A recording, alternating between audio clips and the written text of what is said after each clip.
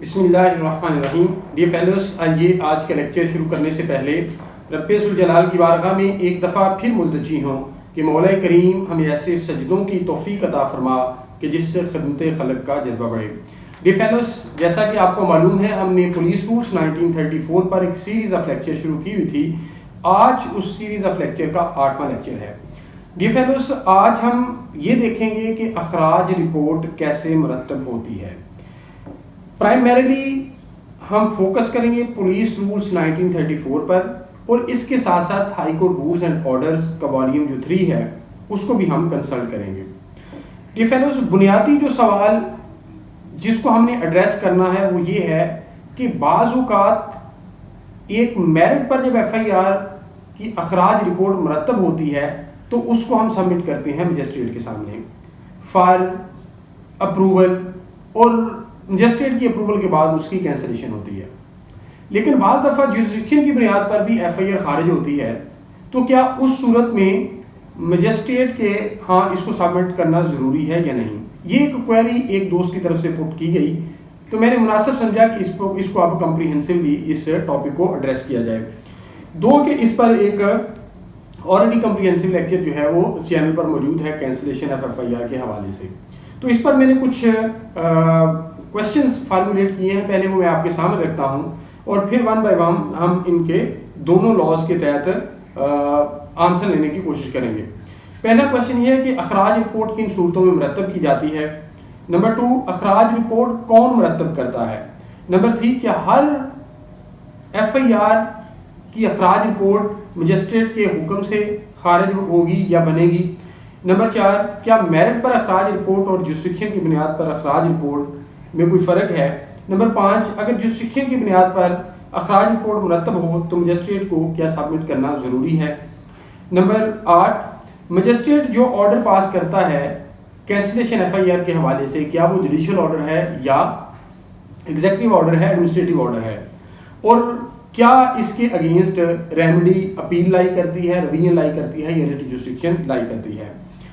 और last but not least, अगर merit पर FIR की अखराज रिपोर्ट मुरतब होना हो तो उसकी ग्राउंड्स क्या हैं, किन ग्राउंड्स पर ये मुरतब होगी। ये फेलोस, पुलिस रूल्स का जो इसके साथ रेलिवेंट रूल है वो है चैप्टर 24 उसका रूल 7 और चैप्टर 25 उसका रूल 7, और हाई कोर्ट रूल ऑर्डर्स का वॉल्यूम 3 है, चैप्टर 11D है और पार्ट इसका D है। ये फेलोस, सबसे पहले अखराज रिपोर्ट किन सूरतों में मुरतब की जाती है। ये 2 सूरतों में मुरतब की जाती है, एक मेरिट पर और एक जुरिस्डिक्शन की बुनियाद पर। अब अगला हमारा सवाल यह है कि अखराज रिपोर्ट मुरतब कौन करता है। अखराज रिपोर्ट दोनों सूरतों में ये मुरतब मुतलका IO करता है, इन्वेस्टिगेटिंग ऑफिसर, लेकिन आपको मालूम है कि उसने जब भी अपनी इन्वेस्टिगेशन मुकम्मल करनी है उसके बाद उन्हें SHO को 168 CRPC के तहत उसको सबमिट करना होता है। वो उसको फॉरवर्ड करेगा और फिर ये SP इन्वेस्टिगेशन के पास जाएगी और SP इन्वेस्टिगेशन फर्दर फॉरवर्ड करेगा to the concerned area magistrate, जो कि फर्स्ट क्लास का मजिस्ट्रेट होगा।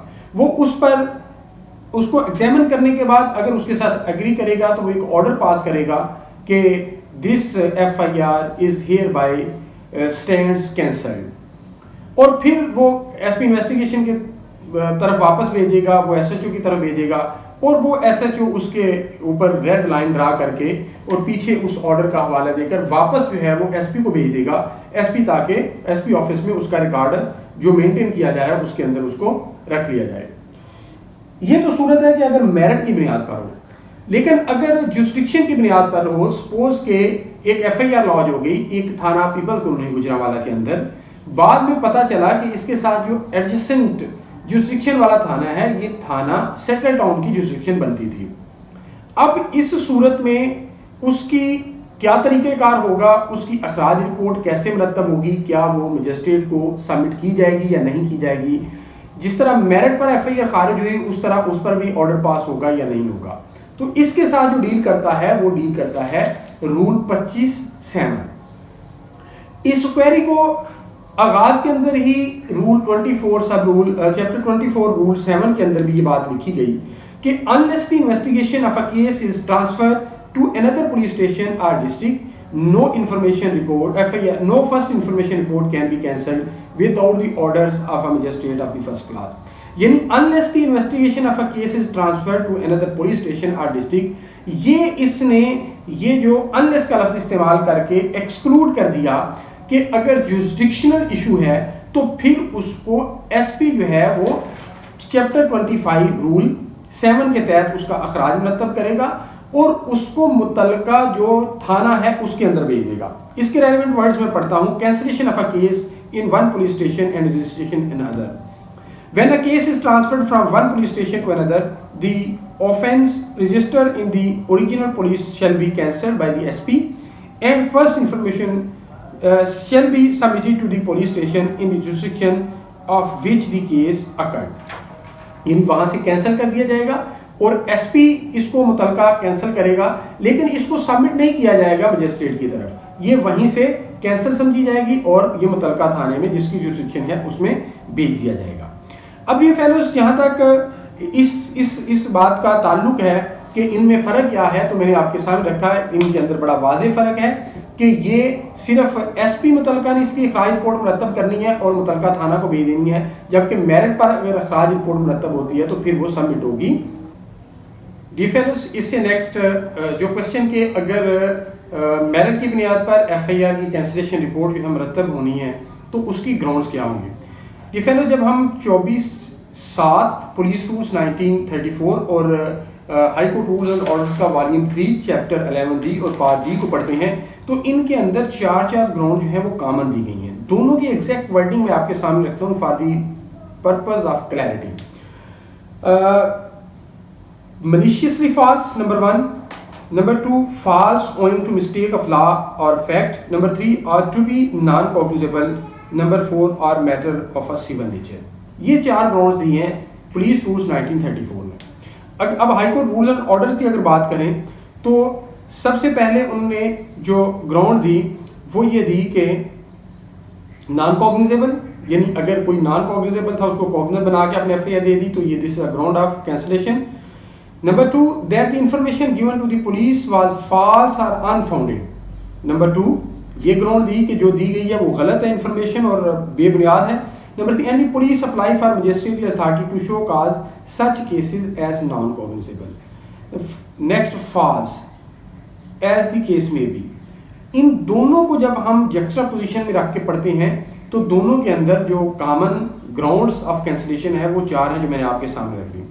अब नेक्स्ट हमारा क्वेश्चन ये है कि under what provision of law area magistrate of the first class invokes his jurisdiction to cancel the FIR. तो इसी वॉल्यूम 3 के अंदर जो रेलेवेंट पार्ट डी में आपके सामने पढ़ रहा हूं इसके अंदर स्पेसिफिकली लिखा है कि 2 रिपोर्ट्स सबमिट होती हैं, 2 सूरतों में रिपोर्ट सबमिट होती हैं। एक section 159 CRPC in cases of suspected offences, suspected cognizable offences, और दूसरी 173 के तहत। और इसी के तहत ये रिपोर्ट सबमिट जब होगी तो मजिस्ट्रेट का अख्तियार है। रेलेवेंट वर्डिंग में आपके सामने रखता हूँ। The magistrate who is empowered to take cognizance of the offence upon police report in respect of the particular police station under section 159 or section 173 of the Code of Criminal Procedure as the case may be, may for sufficient reason pass an order accordingly। Dear fellows, हमें ये पता चला कि 159 या 173 के तहत ही area magistrate जो है वो अपनी जुरिस्डिक्शन जो है इन्वोक करेगा for cancellation of FIR. Next हमारे पास है कि ये जो ऑर्डर है ये एग्जेक्टिव ऑर्डर है, एडमिनिस्ट्रेटिव ऑर्डर है या जुडिशियल ऑर्डर है। इसी पार्ट डी का जो आगे रूल है वो 2 वो हमें स्पेसिफिकली बताता है कि ये ऑर्डर जो है ये एडमिनिस्ट्रेटिव इन नेचर है और ये रिवाइजेबल नहीं है, यानी इसके अगेंस्ट अपील लाई नहीं करेगी, इसके अगेंस्ट वीएन लाई नहीं करेगी। अगर वीएन और अपील लाई नहीं कर रही तो मीनिंग देयर बाय कि ordinary remedy available in the law is not available against the order of cancellation. तो मीनिंग देयर बाय फिर extra ordinary jurisdiction, acceptance jurisdiction of high court under article 19 में आपको invoke करना पड़ेगी। Relevant portion में आपके सामने रखता हूँ। When a magistrate agrees with the police report that the FIR case should be cancelled, he acts in an administrative and not in a judicial capacity, and the order he makes is not a judicial order, Such an order is not a revisable order, and therefore the magistrate is not required to give reason for his order. Dear fellows, ये था आज का lecture. इस query को हमने address किया कि अगर जुरिस्डिक्शन की बुनियाद पर एफआईआर कैंसिल होती है तो that is not suppose to be submitted before the इलाका magistrate as provided by rule 24 chapter 24 sub rule 7 of police rules 1934 और इसी तरह चैप्टर 25 सब रूल 7। तो लेकिन अगर मेरिट पर जो है वो खराज रिपोर्ट मुरतब होती है तो फिर मजिस्ट्रेट को सबमिट करनी है और मजिस्ट्रेट उस पर ऑर्डर पास करेगा। Thank you so much.